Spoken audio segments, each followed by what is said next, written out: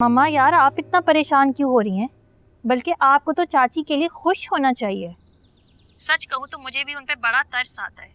वो अपनी मामूली सी पर्सनल नीड्स के लिए भी आपको बताती हैं। और खुद सोचें, नशवा की शादी के बाद वो बिल्कुल अकेली रह जाएंगी। और अकेले होना क्या होता है अब मैं भी बिल्कुल अच्छे से समझ सकती हूँ।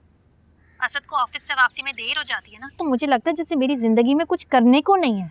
और मैं इस बात पे बहुत झगड़ती भी हूँ उससे। यार कम से कम आप पापा को समझाएं कि इस एज में कंपेनियनशिप की शदीद ज़रूरत होती है। भीनू तुम तो ऐसे कह रही हो जैसे इस घर के तमाम फैसले माँ जी और तुम्हारे पापा मुझसे पूछ कर करते हैं। उनकी ना तो पत्थर पर लकीर होती है। हम मार के मामले में ही देख लो, कब मेरी सुन रहे हैं।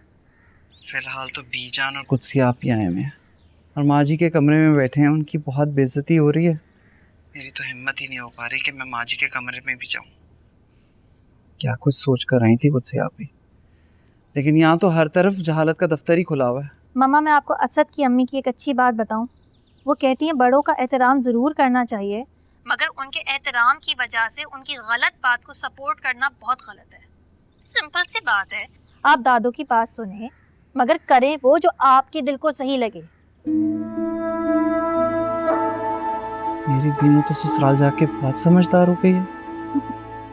वैसे इसका क्रेडिट भी मेरे ससुराल वालों को जाता है। चले मैं आपसे बाद में बात करती हूँ। सोच रही हूँ कि मैं नशवा को कॉल करूँ क्योंकि वो आपसे भी ज़्यादा टेंशन में होती है। और वैसे भी मेरी आखिरी उम्मीद भी वही है।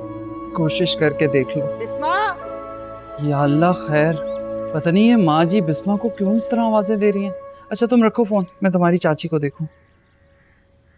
चलो जी नशवा। ये बिस्मा मर क्यों नहीं जाती है?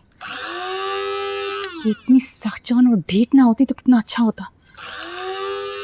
बार बार की रुसवाई और बेइज्जती से तो जान छूट जाती। मैं बेवा हूँ, ऐसे याद दिलाया जाता है जैसे कि ये दुनिया का सबसे पहला और आखिरी गुनाह हो। बेवा बेवा कहकर मुझे ऐसे कुरेदा जाता है जैसे कि मैं तो पत्थर की बनी हूँ। मेरा तो कोई दिल ही नहीं है, मुझे किसी चीज का एहसास नहीं होता। क्या कर रही हो?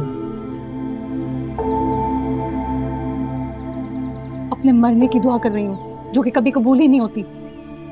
अल्लाह ना करे, अरे तुम्हारे दुश्मन क्यों ऐसी बातें कर रही हो मायूसी की?